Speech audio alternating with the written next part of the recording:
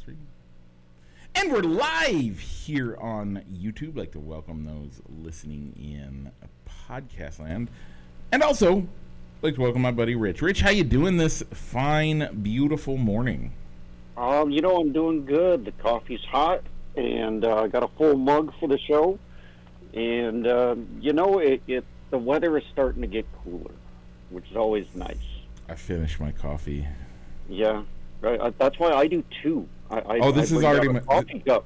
I bring down the coffee mug, and then I have a mug for while we're on air. This is my second cup already. So I did not sleep well last night. I went I was watching YouTube videos until 1:45, came to bed, and couldn't fall asleep. Just I don't know why. Too much on your mind? I guess it works. So teachers show up on Monday, students show up the week after.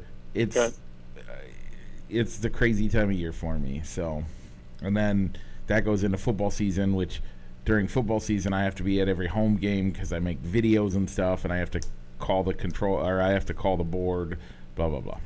So it's a lot, but at the end of the fall football season this year, which is also at the end of fall esports, I don't have a winter esport this year, so nobody's doing Rocket League. Nope. Okay.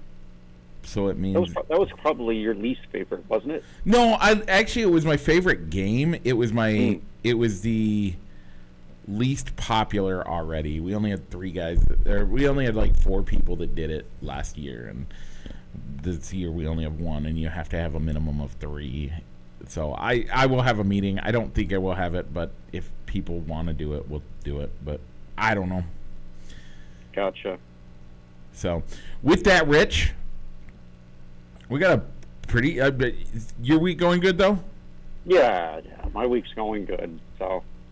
And the family's doing well? Family's doing well. So good. So this week we have a pretty good show. We're going to talk about NASCAR and football. What else we got, Rich? Well, Mike, unfortunately, we got to talk about those Chicago Cubs who are they're struggling. They're just struggling. They can't buy a win right now, and not that Tom Ricketts would spend the money on it even if he could. But more on that later. But Mike, what do we got to do first? First, we got to roll that intro.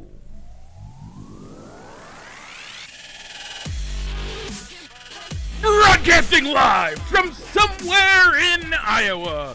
This is Balls and Sticks, the podcast, with your hosts, Mike and Rich.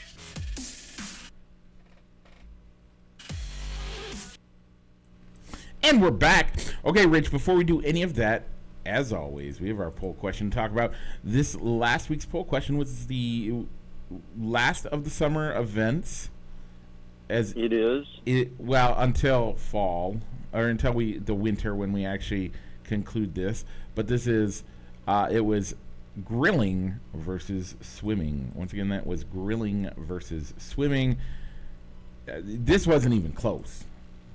As I expected that it wouldn't be, and especially with our audience, grilling destroyed swimming. I love swimming.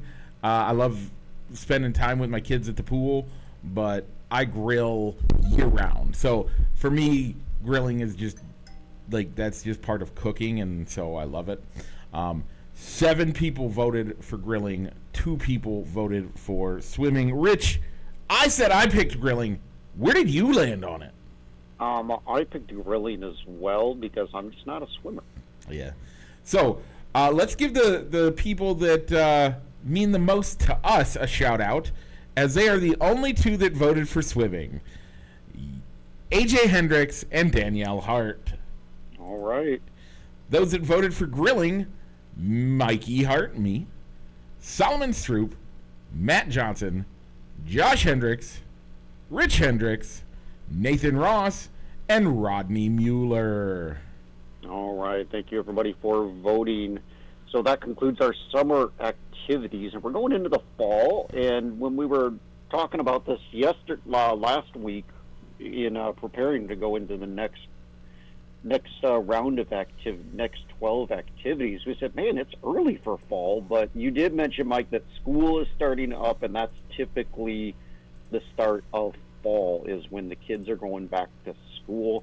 So I guess it's not as early as I thought.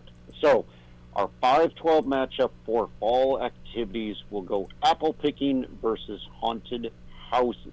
Haunted houses tends to be a really big thing with the fall, so I'm sure you'll get Mike and I's opinion on why it ranked so low on our list. But that's a topic for next week. Apple picking, haunted houses. So Mike, what's coming up? Is it a left turn, Rich? It is a left-hand turn, and what's after that? Is it another left-hand turn? It is. And what's after that?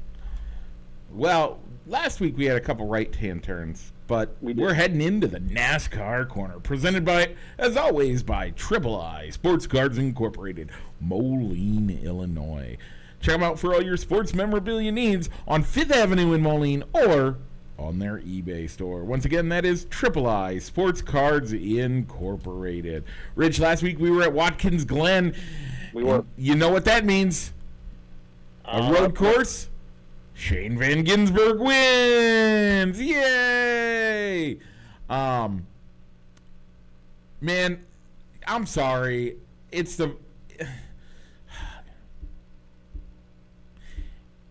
hard for me right now. Mm-hmm. And it's been talked about a lot. And I'm not this NASCAR is only turn left.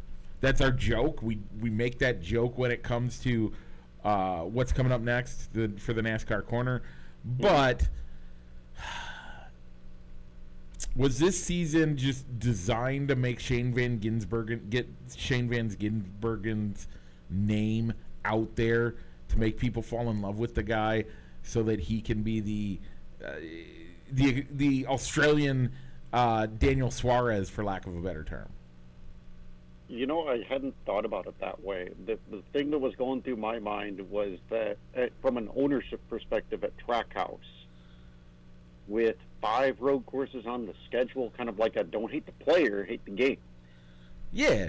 Not their fault that they found a really good road course racer, put him in the car full time with the thing of, all right, let's rack up owner points and let's rack up owner points, get 2 cars into the playoffs instead of 1 car, and take it out and see how far this can go. And see how far this can go. So with Shane Van Gisbergen, it was his 4th win of the year, tying it for the most wins by a rookie. He's now 4 for 4 on the road course layouts, and with this 4th win, he is 2nd in playoff points. Well, and here's the thing, though. And I did point out, Shane is like that. The season looks like it's been geared towards Shane Van Gisbergen. But I will also point out that, do you realize that he has 4 top 5s?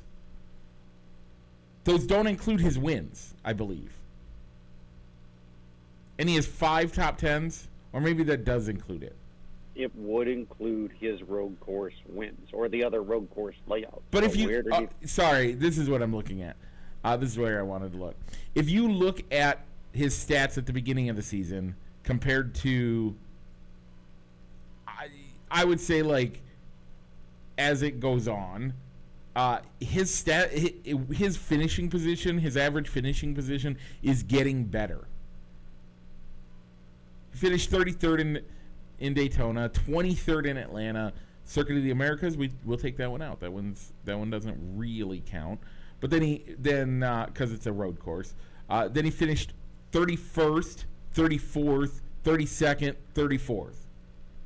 So the first 6 races, if it wasn't a road course, he barely, like, he only had one top 20 in that. And then when you move to the next 5-10 races, he starts moving into the 20s. Then he puts together a string of teens. By the way, Norks Willsboro, he got the pole on an oval track. The man is learning, and he is getting better. Does that mean that, like, he finished 19th in Indy?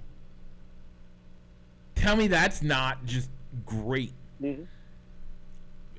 The guy is... Go ahead. Yeah, maybe there would be less of an upset about where he's at in the playoff points, and that his top fives are all coming on road courses, and he's maybe in the low teens at the traditional oval tracks.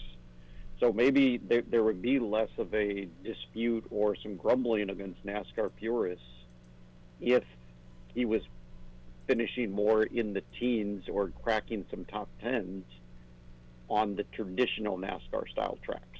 So where would he be if you took out, so if you rotated like COTA or maybe COTA or the street race out, and you put more of a traditional track in its place for next year, is he going to have as many wins?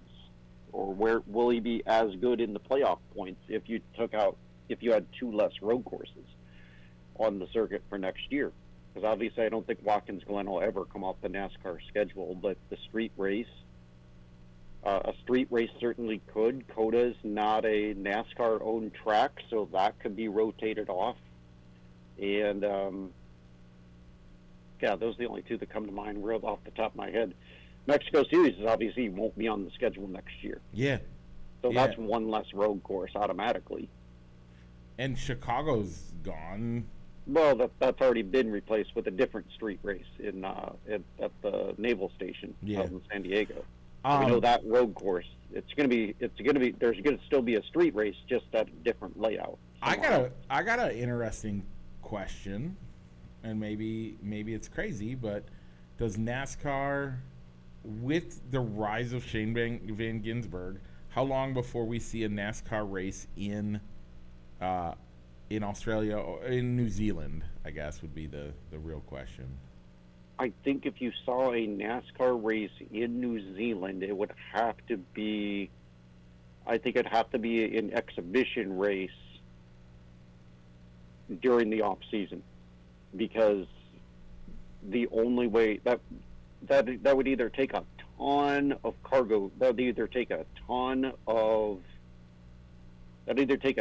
cargo planes to get the cars from the Carolinas and from the States over to across the pond in Australia and New Zealand, or you're going to be putting a backup car, you're building a backup car so far in advance and putting it on a boat so you can go race one off in the off season, and maybe you have half the field that wants to volunteer and do this Goodwill home style race, and then pack everything back up on the boat, and you're down a car, because cargo ships take a while to get there. Yeah, I think obviously the urgency for getting stuff back to your state, your race shops in the States, is different than getting it to the race site. So, well, except they're only allowed a limited amount of cars, so that you would be right that would be that might cause a problem, but I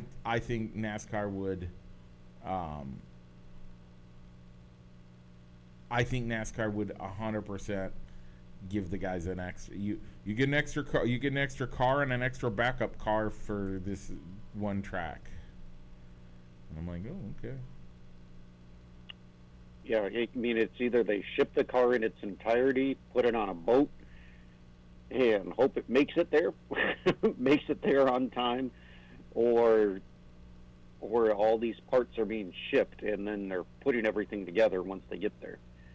Either I don't know if either is feasible, but with the rise of Shane Van Gisbergen, if anything, it could be opening up a TV market in New Zealand and Australia, to where at least maybe they schedule a race closer to where it's going to be more at a more reasonable start time for those folks, if streaming is their only option, or if maybe working out a TV deal to put it on a network to carry the race.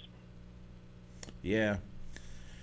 I think it could happen. I don't know that it ever will, but no, I don't think it ever will. But I thought the same thing about Mexico. Mexico makes sense though, because they're at least, you have borders. You got to get through everything through Border Patrol, and Mexico's not. Parts of Mexico aren't the safest, so you got to figure out how to get the cars from point A to point B, and get them back across the border with the extra security concerns. But at least Mexico has established tracks over there that you could use for. I'm sure Australia does have it. Australia has a bunch. Yeah. But getting things across the border is a lot different than working the logistics on how you're going to get things across the ocean. Yeah. All right, as for our drivers, Mike, my pick of Ty Gibbs came in 33rd. Your pick of Ryan Pierce came in 13th, tying us back up 13-13 going into the Cookout 400 at Richmond. Yeah, I do not have hardly anybody left, so I'm gonna pick Ty Dillon. Okay. Ty Dillon. All right, Mike. I don't know if I want to see him win, but I haven't picked him yet. I will go with Denny Hamlin. He's normally really good at Richmond. Yeah, I don't. And then the next week you have so Daytona. You have Daytona, who a wild card pick. Oh yeah. Really could turn around and surprise people and win the race because a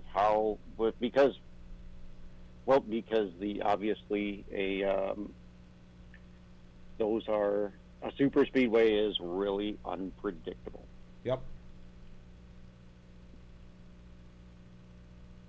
All right, Mike, anything else in the NASCAR world that you'd like to touch base on? There was something, but I forget it. So it must not have been important.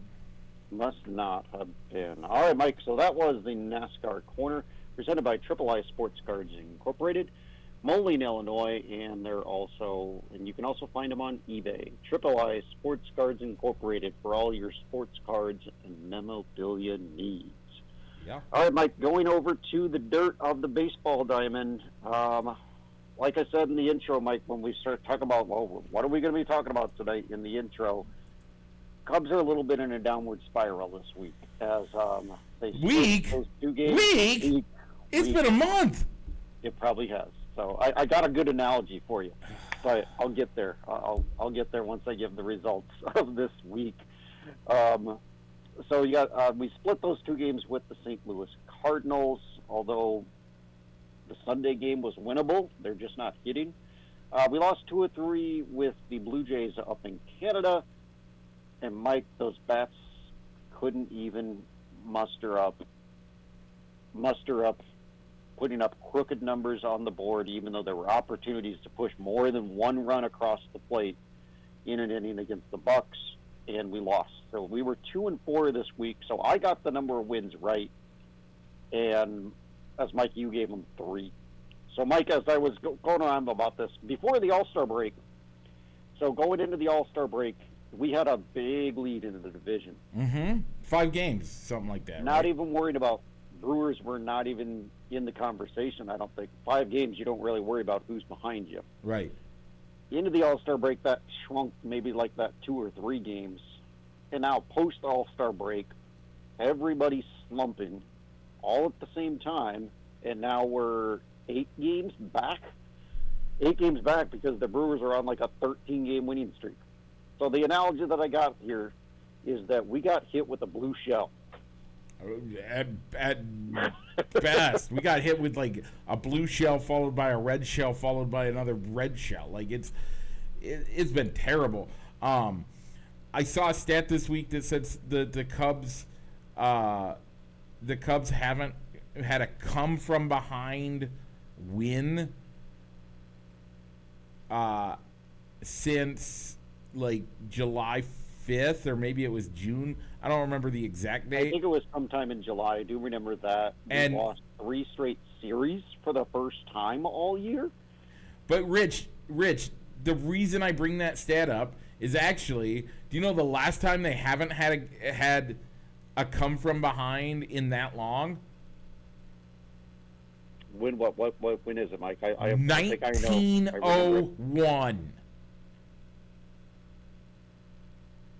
Since 1901, we haven't had hadn't had a time where we haven't been able to come from behind at least once in the month of July, essentially.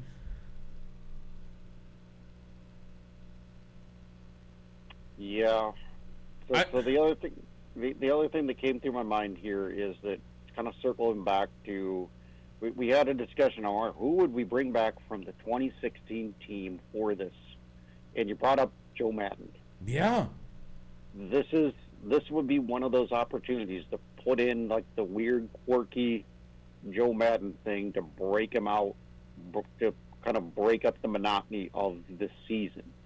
Whether that's bringing in exotic animals into the clubhouse. You know what I'm doing?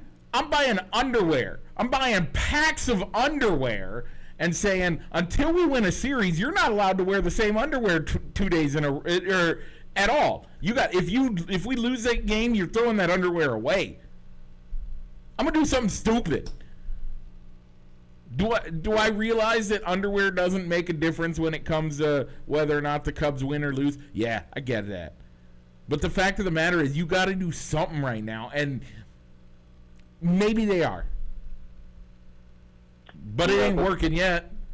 Yeah, the other thing that I thought of when I was driving home the other day, thinking about, all right, how can we talk about this on the show, is that where's the veteran leader? What are the veteran leaders on this team doing? Has a players only meeting been conducted yet? You have veteran guys like Justin Turner and the captain, Dansby Swanson, stepping up and saying stuff, because or Ian Happ, a guy that's been on the team for a long time. What are they doing? Because you heard that, because I remember I was listening to Anthony Rizzo on a podcast, I think with Johnny Manziel of all people. He was on Johnny Manziel's podcast, and he was talking about how when they were down 3-1, he just started bopping around the clubhouse, quoting Rocky movies, and I don't recall if he said he was buck naked or if he was barely clothed, bopping around the clubhouse, airboxing, quoting Rocky movies, and just loosening the guys up. Yeah. That is somebody doing something like that to break it up. Is it? Well, and I'm actually gonna push back on something you said at the beginning. When, I gotta remember how you phrased it. Oh, Theo, or the Ricketts. Yeah. You say that the Ricketts wouldn't spend money. They have been spending money. They've been willing to spend money. They haven't gotten a lot for what they've spent, but they have not. They genuinely have not been. They genuinely have been spending money over the last year. So I disagree with the fact that I think if the Ricketts could guarantee a win, they'd probably throw some money at it.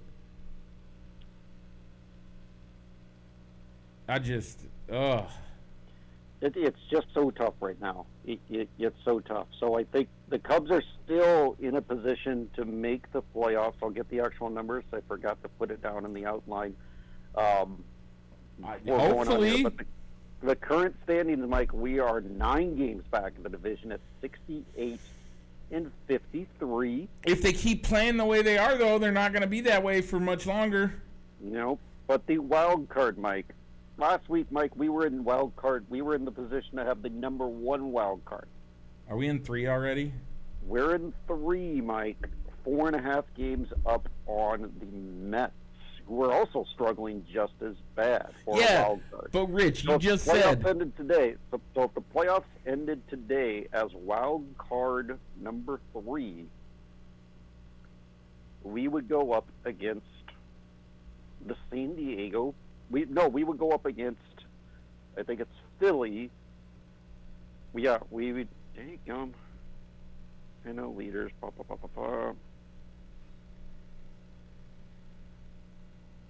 Sorry, I'm not sure how the bracket works. It's fine. I don't care at this point. We're still making the playoffs, but how far into the playoffs could we go? And that's, I mean, the fun part about playoffs is anybody can make a run. Getting to the playoffs is the hard part. Once you're in the playoffs, making a run can happen. I'm not denying that. But Rich, we just got done talking about how we had a 5-game lead going into the All-Star break, and we didn't care. We weren't even concerned about how the Brewers were looking. We weren't concerned about how – we didn't care. We were on top of the world. We right now only have a 4-game lead going into the final season or final month of the season. We have a little over a month left in the season. And you're telling me that the 4-game streak that we're on is enough to make you feel good about it? No, it's not. I mean, I like that. We thought 5 was good enough, and we've dropped so much in the last month. I don't know if we make the playoffs at this point. I think we make the playoffs. It just comes down to what. It could just come down to, I mean, how far are we going to go? But maybe we put it together. The only hope is that, I mean, eventually people start busting out of the slump, and maybe we return to how well things were going. Maybe, but I don't know. I at this point, I don't trust anything. Like, do you?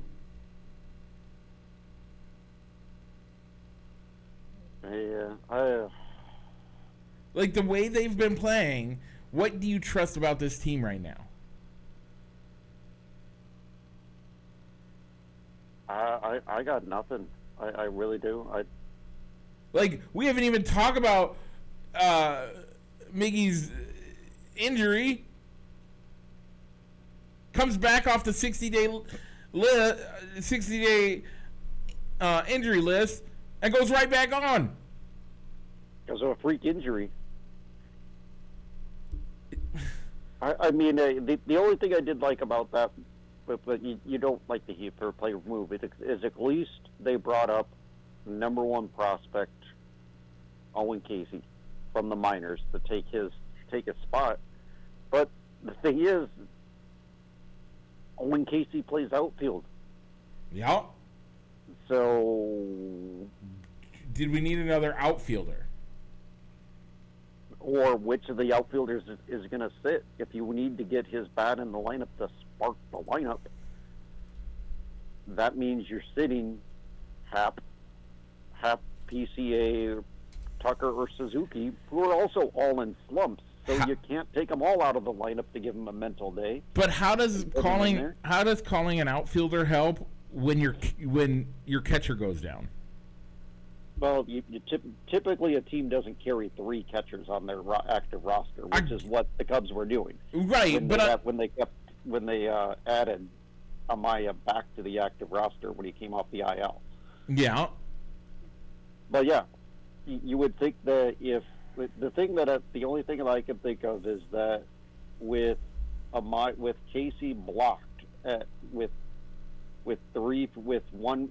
Tucker being a free agent and Hap, Suzuki, and PCA all being under team control, but him destroying the minors would have been, why didn't they try to get him some reps at first base?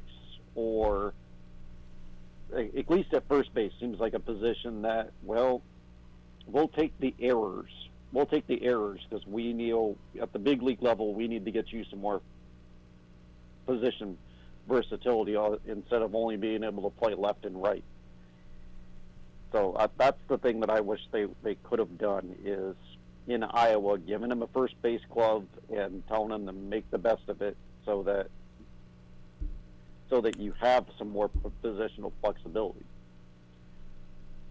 at the major league level. But I mean, the other guy that we've called up that has been going back and forth between here and Iowa is Moises Ballesteros. Yeah, Ballesteros can play really bad defense at catcher and DH.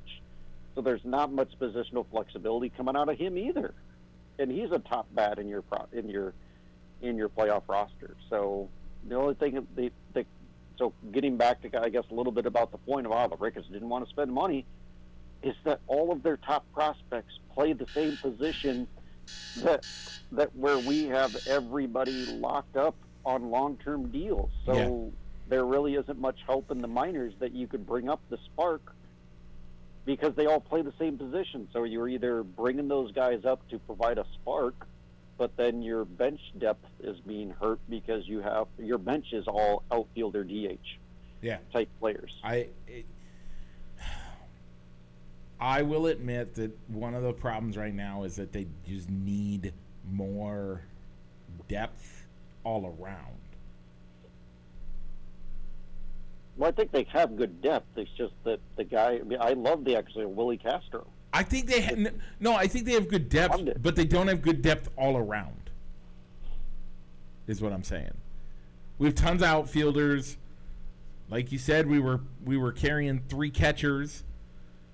Our infield depth,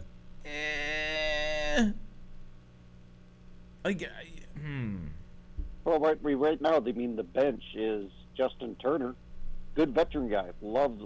I think Turner's a good guy to have around, but he's a defensive liability if you got to put him out at first base, first or third base. Castro plays a ton of positions. Yep. So you got the backup catcher, and 2 guys that right now and an outfielder. Yeah, I'm not. I don't think that ownership is to blame at the moment. Again, I could be 100% wrong. Could a pitcher?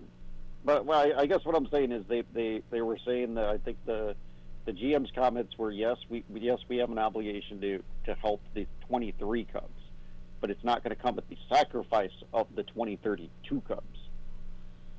So could a pitcher have helped, even if it had cost a top prospect that's in Double-A or Triple-A right now?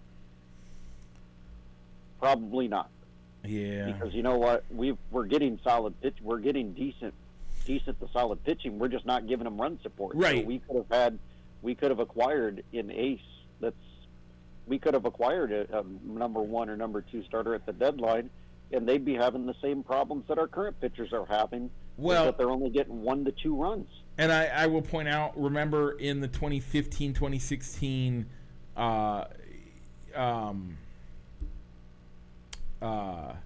Jake Arrieta moments, there were plenty of times where he would pitch shutout ball for 8 innings, come out 2, and still got a no decision. He didn't lose. He just didn't get. He got a no decision because the Cubs couldn't put the bat on the ball. And that's what's right now. It's not just one guy having that happen semi-regularly. It's the team. Yeah, it is the team. The starting pitchers is keeping them in the game. Right. But then 6, 7, 8 innings are coming around, and there's been no run support. The bat, there's been no run support, and then when you go to the bullpen only allowing 1 or 2 runs. Yeah. Instead of it being, well, the bats just need to get it going. Puts the game well out of reach, because it's harder to make up 3 runs as opposed to 1 run. Yeah, like that's the problem right now, and I don't think there's a great way to solve this other than let's just get out of our heads and start getting our veterans to get everybody out of their head about the batting side of things. But or you start getting creative with the lineup and it's instead of it being one mental health day, maybe you just set somebody down and say you're taking 3 series off. Yeah. Or you take. I don't know that you give them 3 full series. You're taking 3 days off. You're taking 3 days off. 3 days off. You're not instead of. You're not playing against the Brewers this week. And that's a game that would. The problem is right now, every game matters so much. Like, how could you? Who would you take out for a mental health day to get during the Brewers match? Every one of those games is a full game. Every one.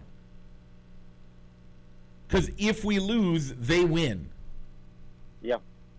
And I know that comes across as the Captain Obvious statement of the year, but what I'm saying is that that's them going up a win and us going on a loss at the same time.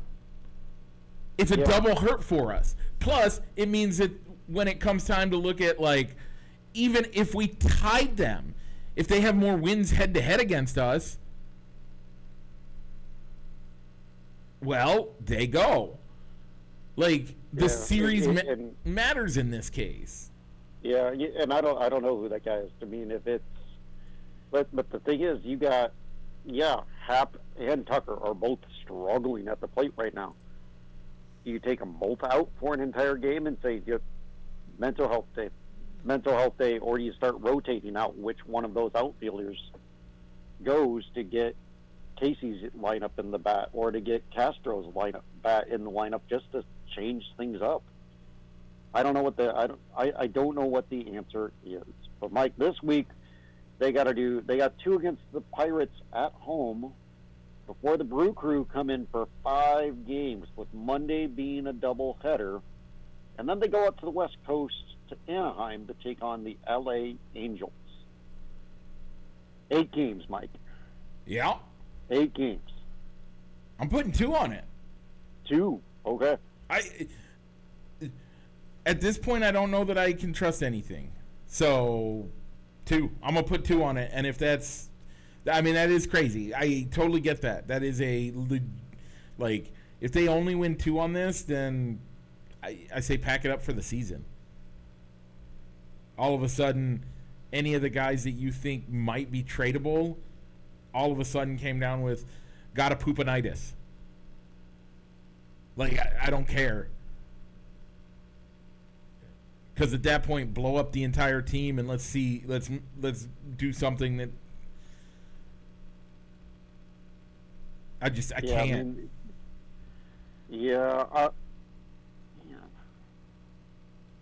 those 5 games with the Brewers really stick out for me, because it's either in the odd event, because I guess in the odd event that you sweep all 5 games, which I don't think is going to happen. We're back in the series? You're still 5 games back in the division. Are we? We're 9 games back right now. That's still 5 games back in the division. Yeah. In the odd event that you sweep that series. Yeah. You have to sweep right now. You have to sweep, and that's hope that that you throw the Brewers into a losing streak, and that you keep winning. Yeah. So, but with the way the bats are playing right now, I'm going to go 3. I'm going to go 3 with it, because I mean, I want to. It's that bad. I genuinely tend to be an optimist when it comes to stuff like this, but yeah, I mean, the only the closest thing to a good thing that you can point to with this team right now is that with Kyle Tucker struggling, maybe, just maybe, his contract, it'll be a little bit, his contract demands he's hurting his own negotiating ploy by also struggling. Yeah. So maybe his contract demand and the price will go down if you want to re-sign him. But with the way that they didn't trade some of their top prospects, they almost treated the trade deadline as if they knew Kyle Tucker was going to be walking at the end of the year. Yeah. So if you're going to hang on to those guys, you might as well play them. So I would find ways to get Casey into the lineup to see if he's going to be a viable piece that you can hang your hat on and see, yep, this is why we didn't trade him away at the deadline to get a pitcher that was going to walk at the end of the year. Yeah. No, I get it. I can go with that. So, yeah, I'm not looking forward to the standings check in 2 weeks. But before we get there, we got the rest of this show to go, and we got to talk about the NFL. You ready for it, Rich? I am. So, Mike, this week our season preview topic is division and wild card predictions. Yep. So we're going to give you our way too early division picks. Yep. In the NFL. So, Mike, would you like to start in the NFC or the AFC? You call it. All right. We'll go with the NFC so we can get to the Bears. So we will do the North last. Okay. All right, Mike, the NFC East, even though a Super Bowl hangover is real, I don't see another team challenging the Eagles for the division. Yeah, I wholeheartely agree with that. The Eagles, I think the G-men Eagles are rebuilding. Yep. The Cowboys are the Cowboys. And I don't know if the Commanders did surprise people last year, but I'm probably wrong on this, but I feel it was a lot of close victories, and somehow those close victories tend to go the opposite direction the second year. Well, take for example the Bears win. The Bears lost to the Commanders last year. That was a fluke, last second thing. That last second thing that had very little to do with them being a better team and had everything to do. So one or two of those type games go the wrong. Like last year, the Bears, all of those games went the wrong way for the Bears. Last year, it seemed like all of those games went the right way for the Commanders. So if it's going to go the right way for the Commanders every game last year, I don't think they're going to get it every game this year. And I think the Eagles are a better team. So.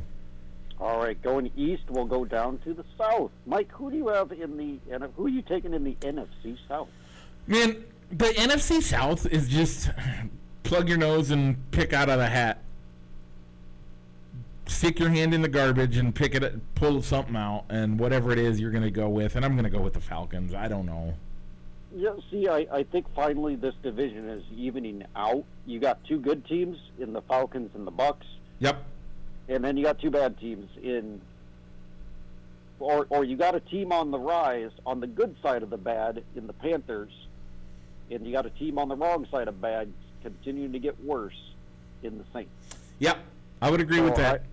I went with the Buccaneers. The Buccaneers probably more that I like Baker Mayfield under center more than I like Michael Penix. Oh, sure, I can go with that. I like the supporting cast of the Buccaneers more than the Falcons.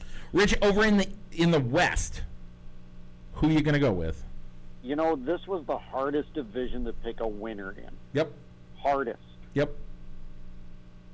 Because, I mean, the 49ers are dealing with some injury concerns. Yep. Future injury concerns with McCaffrey. I don't know what you're going to get out of Seattle. Is still learning a new offensive coaches, a new scheme for their offense on the entire team with a new coaching staff. I still don't know what to think of the Cardinals, so I'm going to have to lean on the coaching staff of the 49ers, and they get their defensive coordinator back after a bad coaching situation in New York with Robert Saleh. So yeah. Even though with injury concerns, I'll go with Christian McCaffrey and Kyle Shanahan in San Francisco.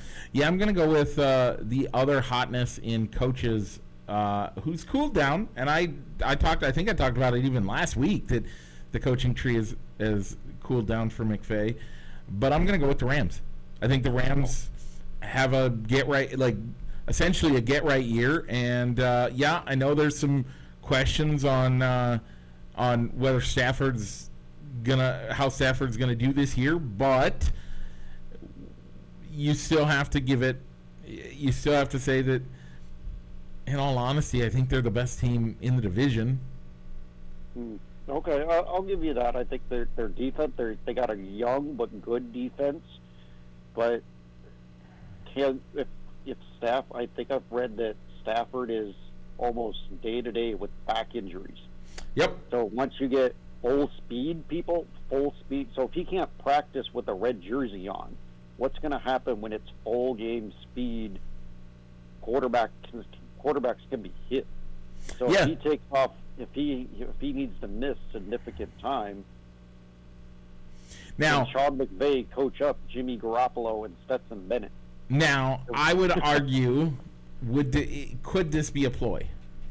And I don't want to. I'm not trying to get into full conspiracy mode, but could it be one of those things where they're like, well, do we really like? Does he need every rep? Oh no, by all means, at his professional level, he probably doesn't need the preseason reps. So maybe they're just doing that to kind of give him some rest. Season gets on, he can't take smelling salts. We forgot to talk about that last week, but can't take the smelling salts. But outside of that, whatever. All right, Mike. NFC North. Okay. Maybe I'm being a homer, but I think the team that improved the best, I would even argue in the NFL in this offseason, is the Chicago Bears. They've improved the most of anybody in the offseason. I'm picking the Chicago Bears. Okay. I'm much like with the West, where somebody's going to have to dethrone them. I'm going with the Detroit Lions. They're getting their best defensive player back in Aiden Hutchinson from injury. Maybe if he doesn't get injured at the tail end of last year, maybe they're able to beat the Eagles and go into the Super Bowl like everybody wanted to see them in the Super Bowl. Yep. So I'm a little bit curious on what the new coaching staff is, what the new coordinators are going to bring to the team. Is the offense going to be as explosive with Ben Johnson calling plays down in Chicago and I think they have with an outside hire, or is it that the core is still there, the players are still there? By the way, I'm also going to point out I picked 13-4. That wins most divisions. That does. That does win most divisions. I went with a little bit more conservative with 11-6, so I think so. Yeah, I agree. That's good enough to win divisions too. That is good enough to win divisions, and generally it's good enough to get you into the wild cards, where I have the Lions as genuinely my wild card one. Okay, I did not put them in. Oh, you know what? I did. I put them in wild card one. So go ahead and give your your other two wild card teams, Mike. Number 2, I'm actually going to have the Niners, and number 3 is going to be the Vikings.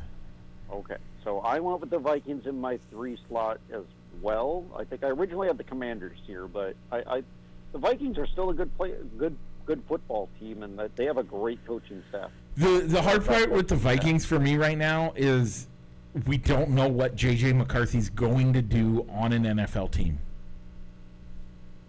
But I like their head coach, Kevin O'Connell, being able to coach up a quarterback. Did you know what? Did you think that Sam Darnold would play so well that he would land a long-term deal in Seattle? Yeah, that's the other side.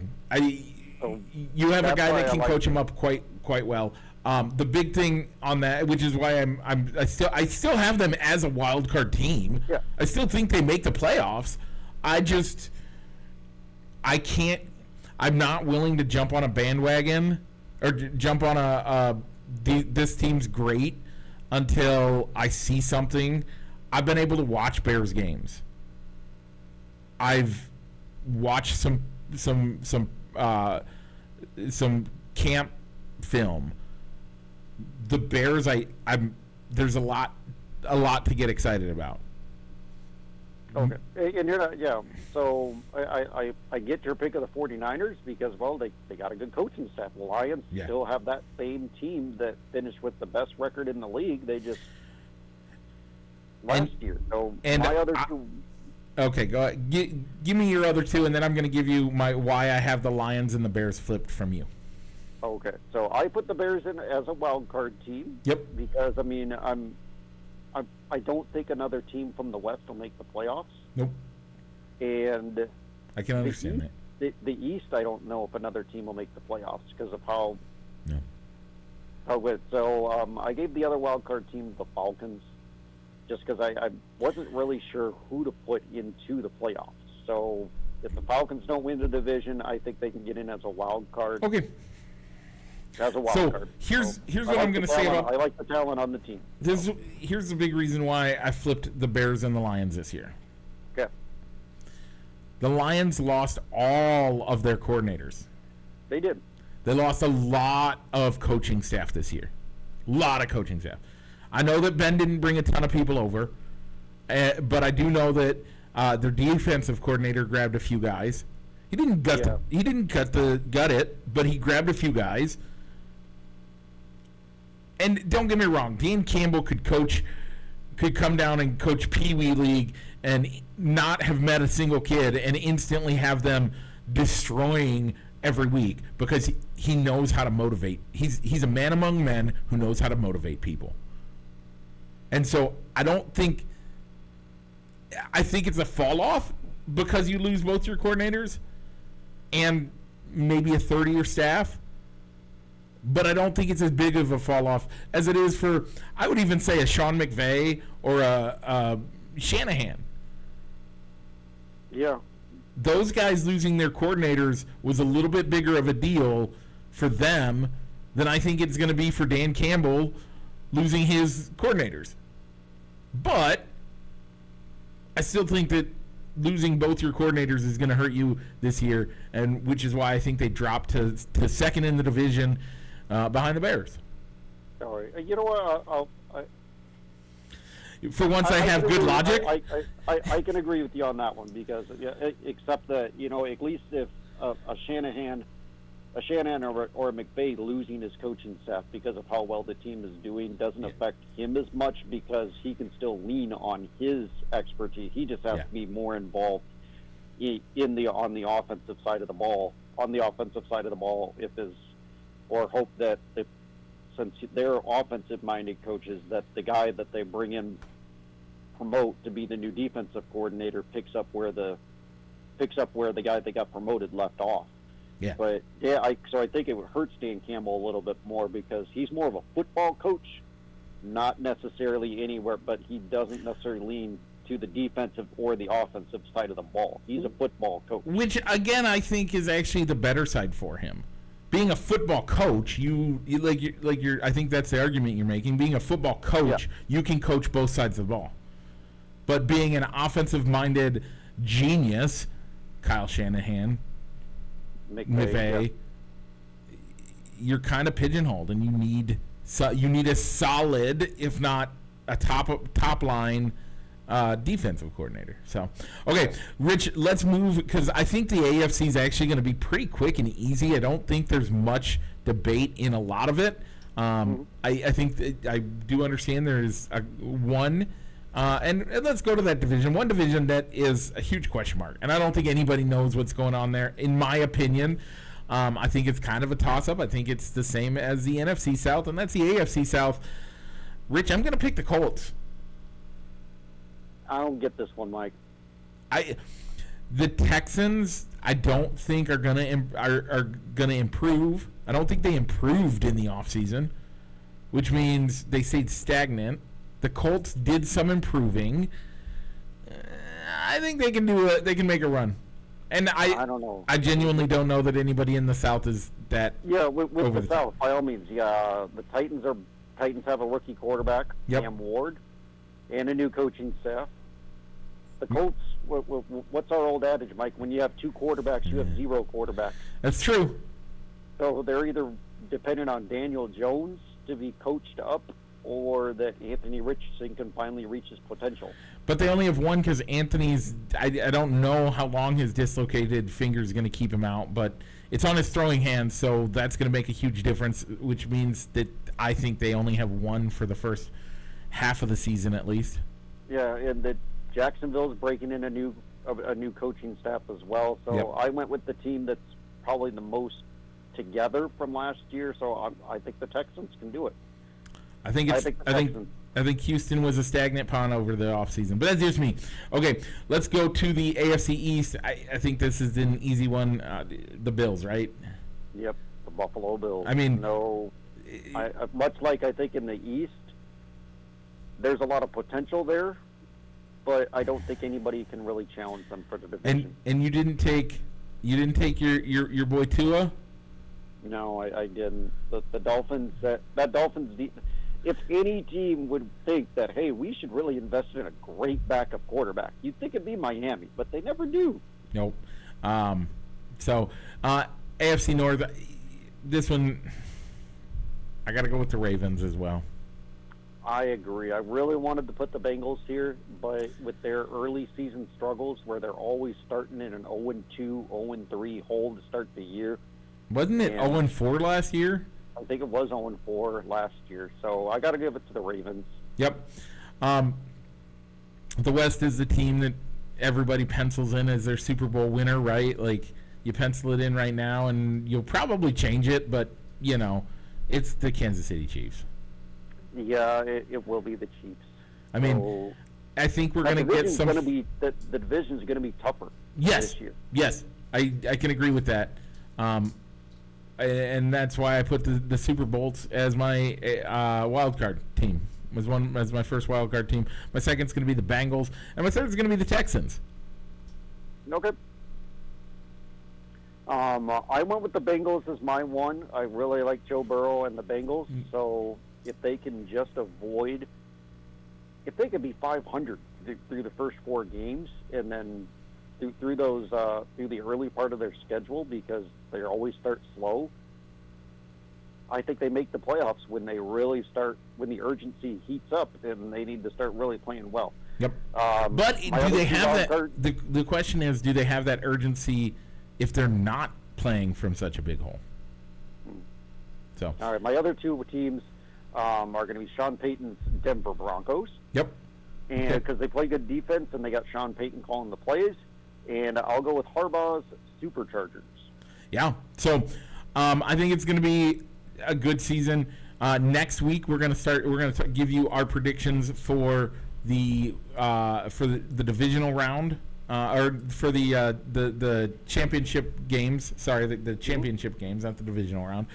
So check us out for that. And we're going to talk fantasy. Rich, you're looking for 6 at each position. Hopefully I can come up with those numbers. You're much better at knowing individual guys. We're at least the top 5. Okay. With that, Rich, any other NFL news you want to talk about? Other than let's do a quick hit on it. The NFL has officially banned smelling salts as a... So it's really weird, and I've seen conflicting reports, but from what I'm understanding, the teams and the NFL itself cannot provide smelling salts, but the players are allowed to use them if they bring their own? So, like, putting it in their back pocket, having them at somewhere on the... I don't know. Somewhere on their... So could the quarterback put some like in his little hand warming pouches in his jersey so when a player takes a hard hit and needs it, he can pull it out of his little towel or hand warming pouch in his jersey or in the fanny pack? Okay, so here's as I read it, the NFL has not issued a complete ban on use of smelling salts by players, but has implemented a rule prohibiting teams and club personnel from providing or supplying these substances to players during games, including pre-game activities and halftime. So, and that's... So the trainer can administer them, but a backup player could come jogging onto the field or go to the sideline and here, smell this. Let's see if that'll help you snap out of that hard hit. That, or hey, the team can't buy the bucket that we bring that is in the locker room, but veteran quarterback has provided his entire offensive line with enough smelling salts for an entire decade. That's not against the rules? I guess not. I mean, so there is some validity to it. The reason is that the NFL thinks, and I think rightfully so, that smelling salts can conceal concussion symptoms for a short time. So, have you ever used smelling salts? I don't think so. Maybe I buy the smallest pack of smelling salts I can on Amazon and bring them down for Labor Day, and we test it out on the show. Let's see the smallest pack on Amazon. Yeah, I didn't get it. I think George Kittle seemed to be very outspoken about the. Seemed to be very outspoken of the. What do you mean we can't use smelling salts? Yeah. So you can buy buckets of the stuff, which I don't know why you would want a bucket, or you can buy the little packets. Maybe we'll buy a little thing of the packets. They're not that expensive. They're only $15, something like that. So, yeah, I'm intrigued by it. I'm not sure what that's going to look like, but yeah. All right, Mike. So we've reached the end of the show. That's the only quick hit I think that we had. I didn't put any free on there, as we'll keep the stadium rankings in our back pocket for a little while when the show outline is a little bit lighter, and we don't need to get off of air because of outside obligations. So, so Mike, we've reached the point in our show for shout outs. Mike, I got a lot. It's a busy week for me. Do you got any?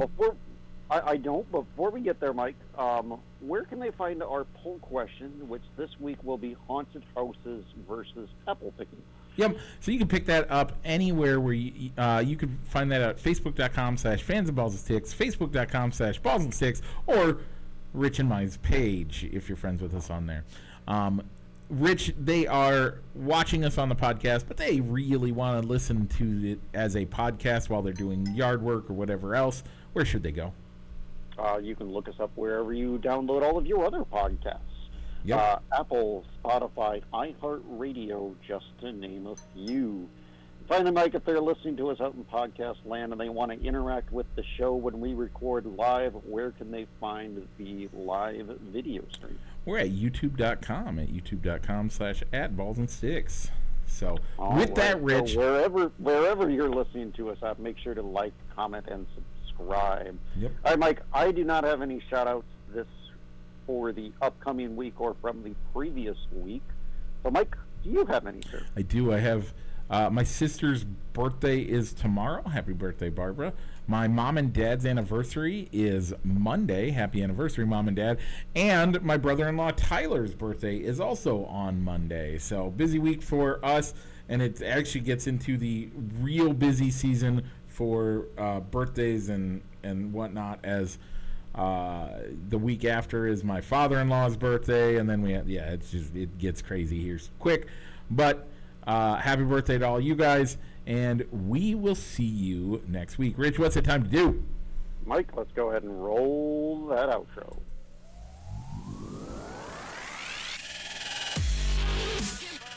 Broadcasting live from somewhere in Iowa, this is Balls and Sticks, the podcast, with your hosts, Mike and Rich.